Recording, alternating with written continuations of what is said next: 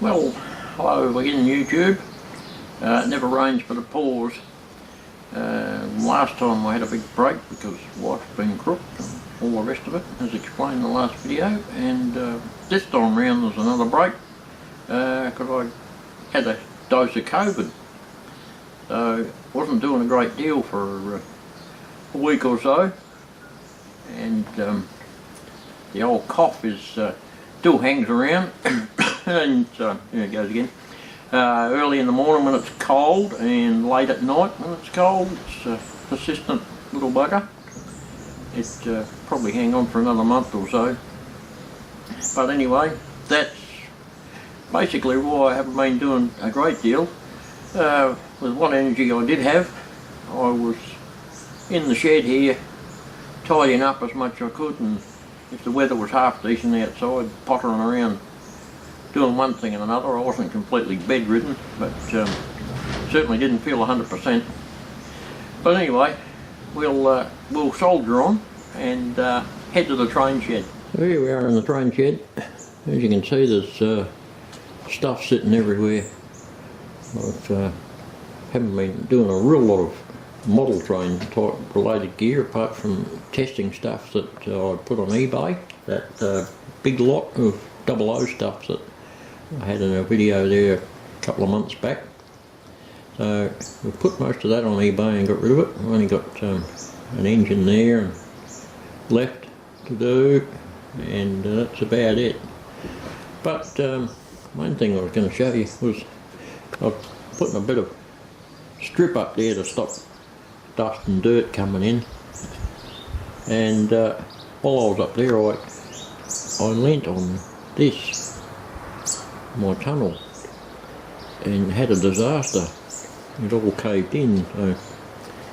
So you'd think I would have known from previous experience that I should have had a brace underneath here, a wooden frame, but I thought it'd be alright.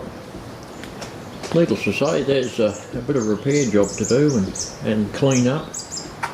So that's the plaster that I've got salvaged off the top of the fly screen. So we'll have to clean all that up before we can even think about running any trains. So that's step number one.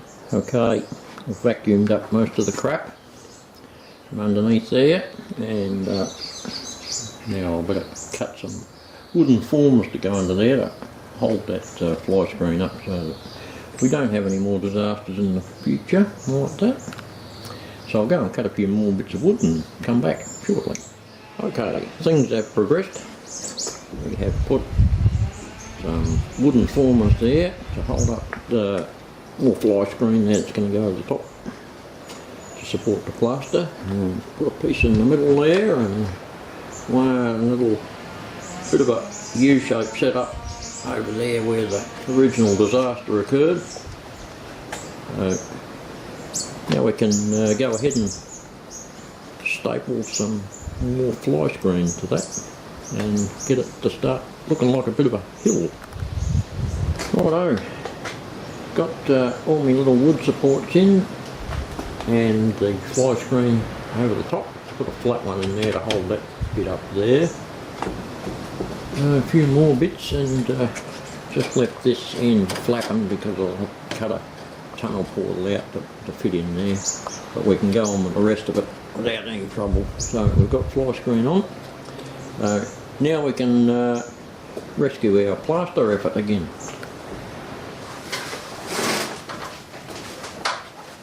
Right, well, I'm going to start getting a bit of plaster on here now and try a new method to stop it from going through. I've